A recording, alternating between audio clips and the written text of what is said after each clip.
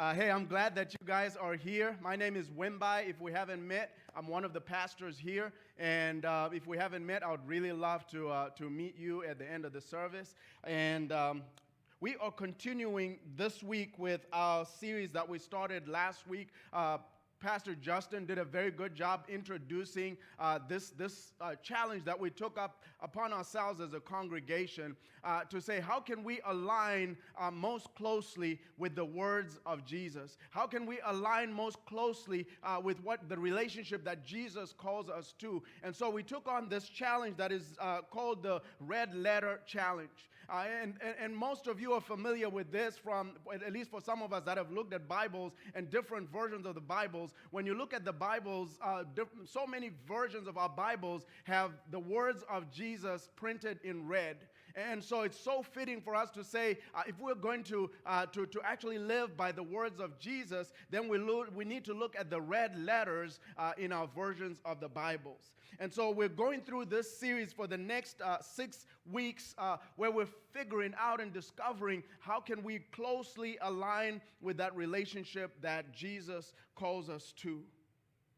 And we're also, in a way, complementing this with our community groups, which is our small groups here at Journey Christian Church. And we're saying as we go through this series, one of the things we want to do is to celebrate on Sundays what God is doing on an everyday basis in our lives. And in order for us to know what God is doing on an everyday basis in our lives, we have to be connected with one another. And so if you're not in a community group, if you're not in a small group here at Journey, this is an opportunity for you to kind of just dive in and discover what a small group looks like and what the encouragement, the type of encouragement that comes from a community group looks like. So I just want to encourage each and every one of us to prayerfully consider diving in, jumping into a community group. Now, for some of us, we may say, man, I don't really like this idea of mixing and mingling with people because then people start getting up in my business and I want to just keep my business to myself. And I want to say this. Our community groups are a place of encouragement. Our community groups are a safe place. Our community groups are a place where you can actually figure out who's struggling with the same struggles that you're struggling with and how you can navigate the challenges that you have and the journey that has those challenges. Because each and every one of us, truth be told, each and every one of us struggles with something in our lives. And sometimes people don't know what we're struggling with because we're not interacting with people around us. And so this gives us an opportunity to serve as an encouragement to one another, to listen to one another, to care for one another, and to step into each other's life and say, God is doing something great in my life, and I would like for you to know it. And then to celebrate together as a congregation to say, God is doing something great in all our lives.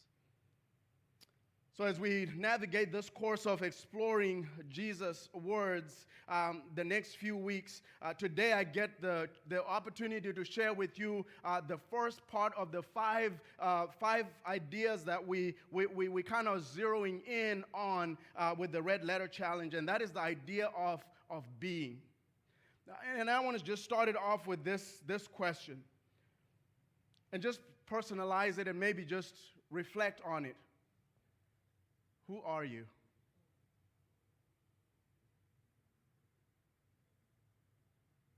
Who are you? That's a difficult question to answer. And let me tell you why it's difficult to answer, because we have been programmed by our society, our culture, to respond to that question a certain way. So if today I was actually ready to outsource some responses from you, I would hear something like this. My name is so-and-so, and this is what I do. I do this, I do this, I do this, I do this. And do you realize that when we respond to that question, what we're saying is we're really not saying, the only part that we may identify as part of our being is our name. But everything else that we end up putting in to answer that question becomes what we do. My name is Wimbai. I'm a pastor and all that good stuff. And this is what I do on a daily basis. And so in our lives, we find it a little difficult to answer that question of who we really are. So today I want to kind of just give us an idea of how we can best get to a place where we can answer that question, especially from our spiritual relationship with Jesus. Maybe as a follow-up to that question, here's the other question that I would just go ahead and drop in our midst. Why do we live the way we do, and why do we do the things we do? Why do we live the way we do, and why do we do the things that we do? And I believe that Jesus helps us in some ways in answering that question. Maybe the first question and then this follow-up question. But if you want to join me in John chapter 15 and verses 1 through 8, this is a scripture that most of us are kind of familiar with. And so we're going to read through it, but then we're also going to make application as it pertains to this idea of living from our being rather than living from certain other labels that we have given ourselves to live from. So in John chapter 15 and verses 1 through 8, we hear these words. Jesus himself saying in the red letters, "I am the true grapevine, and my Father is the gardener. He cuts off every branch of mine that doesn't produce fruit, and he prunes the branches that do bear fruit so that they will produce even more. You have already been pruned and purified by the message that I have given you." Listen to verse 4. "Remain in me, and I will remain in you. For a branch cannot produce fruit if it is severed from the vine. And you cannot be fruitful unless you remain in me. Yes, I am the vine, and you are the branches. And those who remain in me, and I in them, will produce much fruit. For apart from me, you can do nothing. Anyone who does not remain in me is thrown away like a useless branch and withers. Such branches are gathered into a pile to be burned. But if you remain in me and my words remain in you, you may ask anything you want, and it will be granted. When you produce much fruit, you are my disciples. This brings great glory to my Father."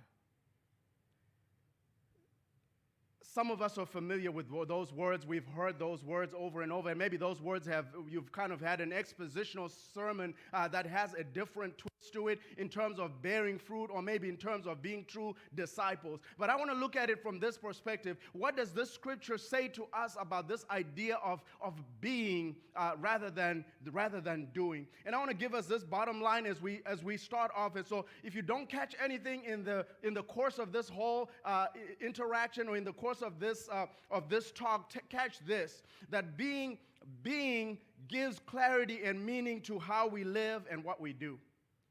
Being gives clarity and meaning to how we live and what we do. And so as Jesus is giving us this communication from John chapter 15, I believe that what he's saying to us is this: that it is in our being that we discover the eternal value of who we are and how we can live from that place of who we are. So there's two things two ideas that I want to just share with you in terms of how to actually embrace the meaning of this text. Number one, who we are, which is our identity, is rooted in our source of life. Who we are, our identity is really rooted in our source of life.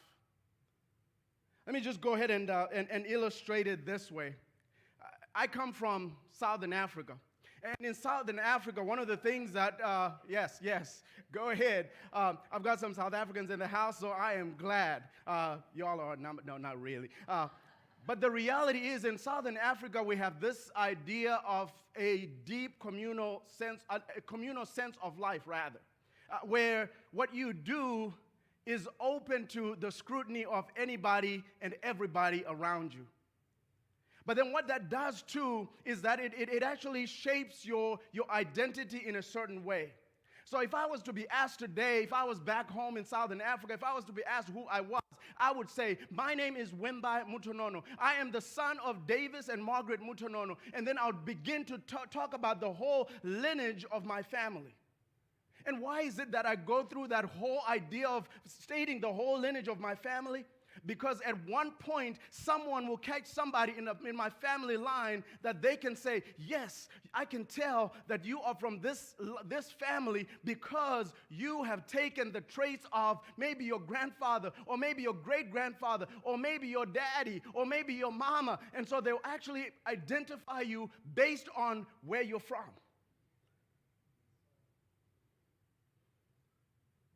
So let me just go ahead and say this. Who are you?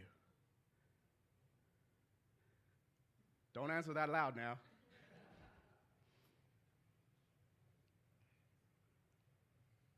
Jesus answered that question by saying, I am the vine. But do you realize that as Jesus talks about I am the vine or I am the true vine, he also makes reference to his Father, which is where his true origin is from.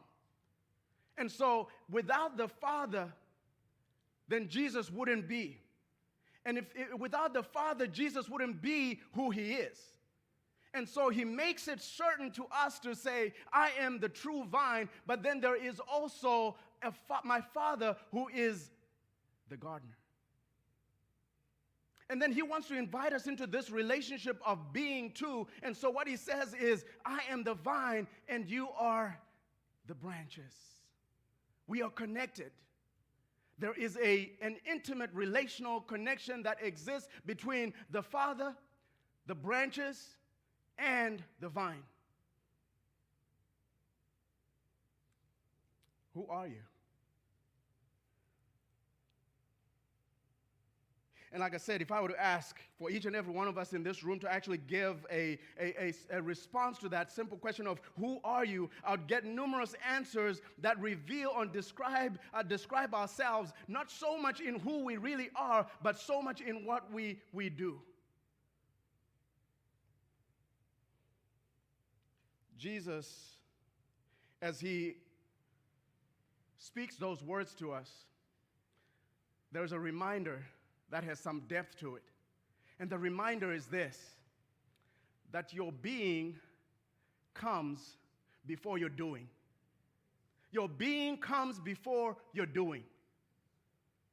And then what that means is that being comes before doing because what we do is always determined by who we are. Now, I would probably take the same story of Jesus and say he's talking about grapes and the grapevine, right?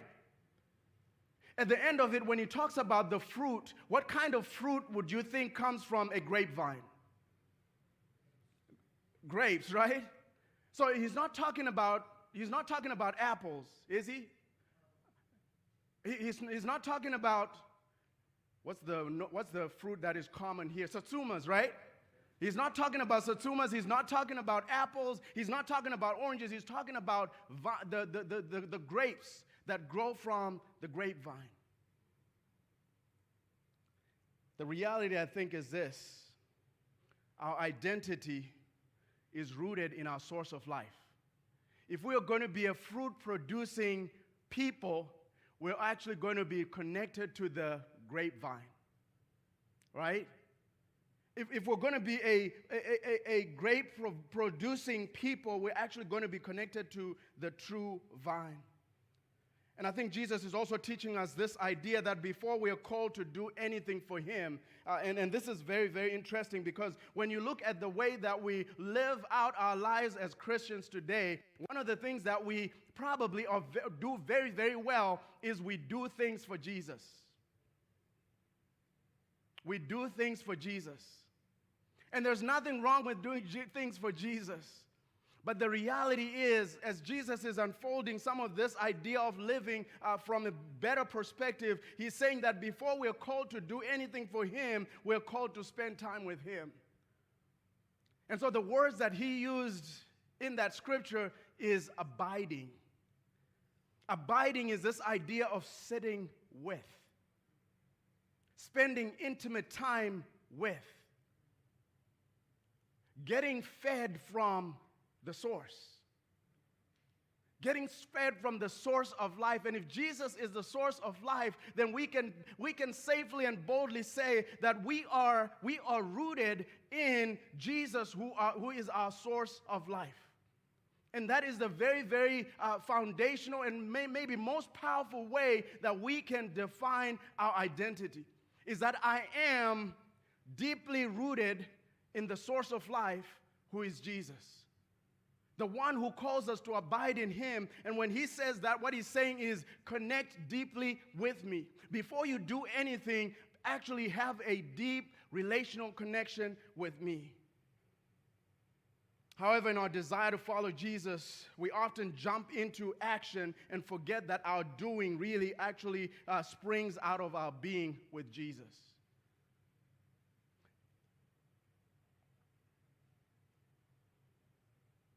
When I was growing up, again in Southern Africa, one of the things that I really enjoyed doing, I might have used this story some time back, but I'm going to use it again. And if you have heard this story before, don't tune me out, okay? If you've heard this story, don't tune me out. But one of the things that I really liked as a young man growing up was watching my father. I really enjoyed watching my father, and not just watching him as in just seeing his face, but it was just watching him and seeing how he conducted himself in life. Every aspect of his life, I was just watching so closely.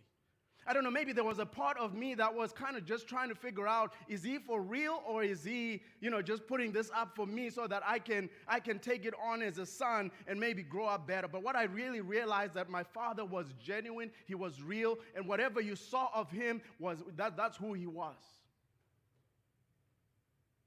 And the reality is, there was times when I decided to ask questions as to why he did certain things. And in that, he didn't say it in a way that really, or respond to that question in a way to impress me, or in a way to say, this is who I want you to be. But he just talked about why he did certain things. And the reality I came to is that he did certain things because of the fact that that's who he was shaped to be. That's who he was born to be, and he lived from his true self. My prayer every day, as I have those moments, those intimate moments away from everything, and I sit down in the quietness of everything, my prayer every day is that I would be like my daddy. That I would be as authentic as he was. One day he was cooking in the kitchen, and we were talking, and I think we were just chatting and just going about stuff. But I had noticed that my father was the one that, like, after he comes back from work, he did cooking. He cooked at work. He was a chef, and so he cooked at work. And then when he came back home, he cooked at home as well. So this pattern continued, and I think it struck something in me to where I said, I need to ask a question about why he does that. So as I asked a question to him to say, Dad, why is it that you cook at work, and then after you cook at work, you come back home and you don't let mom cook, but you cook? And he said to me, if you treat I treat my wife with respect and honor, and that's why I cook. And if you do that, it will help simplify your life greatly. You think I learned that? Can you answer that loud so that they can all hear? Do you think I learned that well? Okay, thank you. But the reality is this. So when I say my name is Wimbai and I'm the son of David and Davis, and somebody knows Davis and knows Davis' character, and then they start to see some of the character traits that I resemble, they will say, for sure, you are the son of Davis. My prayer is that at some point when I say that I am a child of God and I am Jesus' brother, that somebody else would say, because of the way you live, because of the way you conduct yourself, you're Jesus' brother.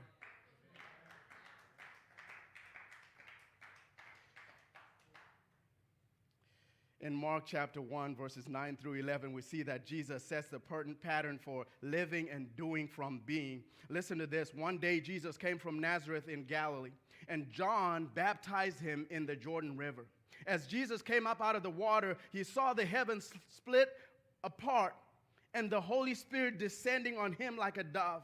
And a voice from heaven said, "You are my dearly beloved Son, and you bring me great joy."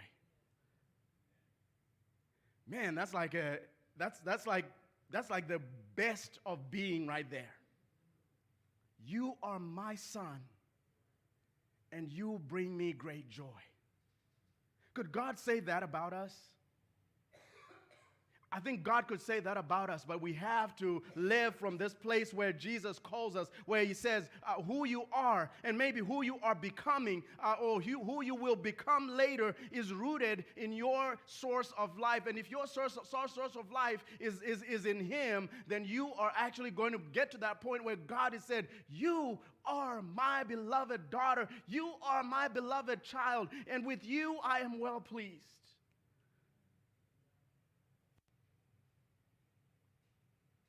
Before we're called to do anything, like I said, we're called to be with Jesus. And being with Jesus shapes our identity.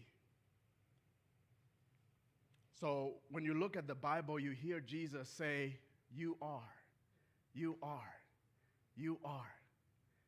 And then have you ever paid attention to the way that you maybe even embrace the statement, "You are the salt of the earth"?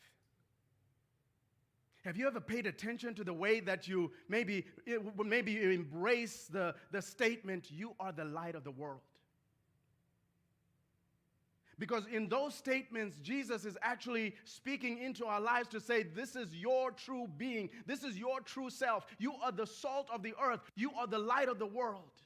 You are a son of God. You are a child of God. You are a daughter of God. You are forgiven. You are free. You are redeemed. You are paid for. Your debt has been paid in full. You are a child of God. All right, let me go on. I'm getting too excited here. Number 2, how we live and what we do flows out of who we are. How we live and what we do flows out of who we are. So our living and doing flows from our being. So how we live flows from who we are. Being is rooted in abiding in Jesus, as we see it in John chapter 15. And what that means is that we need to intentionally be aware of Jesus' abiding presence in our lives every day. And through this challenge, what we're doing is we're kind of just making provisions for that to happen for each and every one of us. Where you can get those moments of just abiding. You can have those moments of just sitting with Jesus and listening to him speak into your life and then saying, how can this actually become a reality in my everyday life? How can I actually take steps one foot behind the other and actually make this a reality as I interact with other people?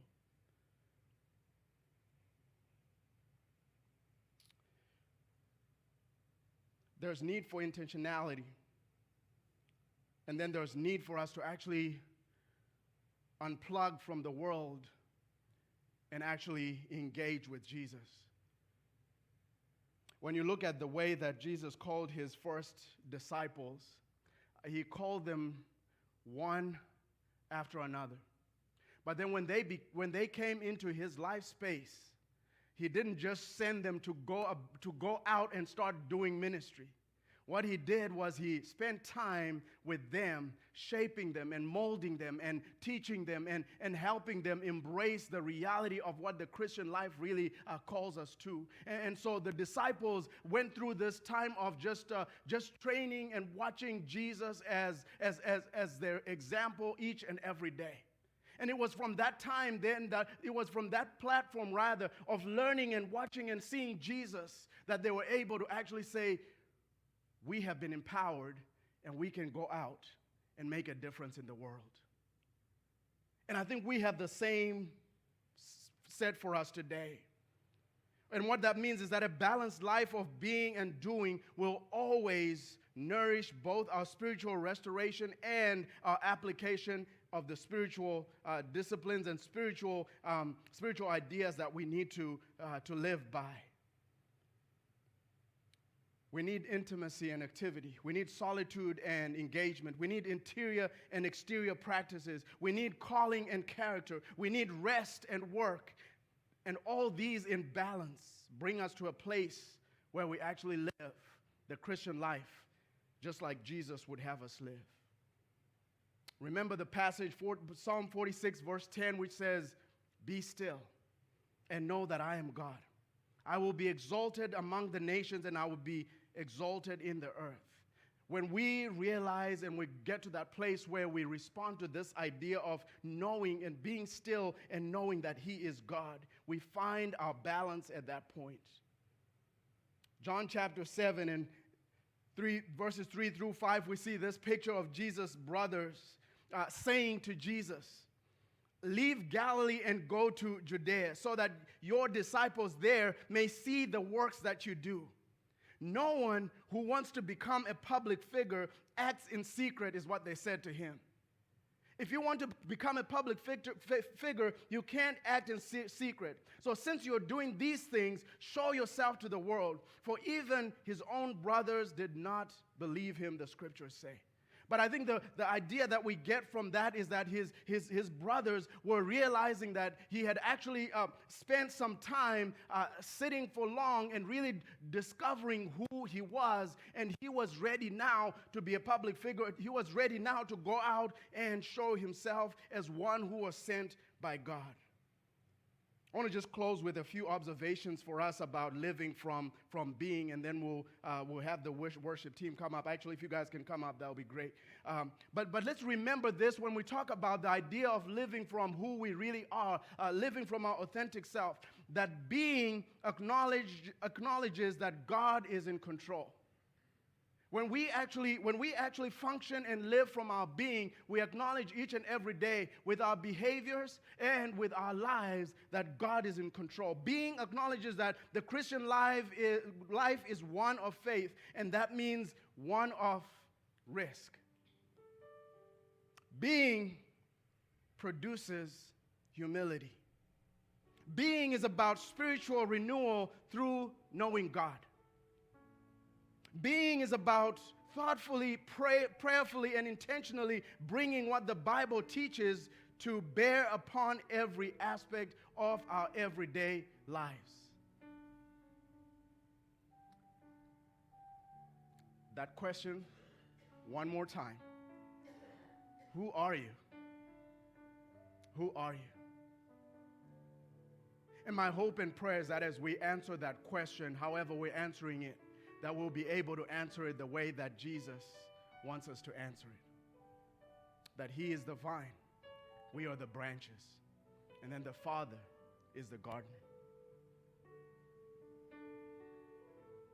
I pray that as we go into this study together, as we go into this challenge together, that we'll actually encourage one another and we'll live from that place of being who Jesus wants us to be, or maybe becoming who Jesus wants us to become.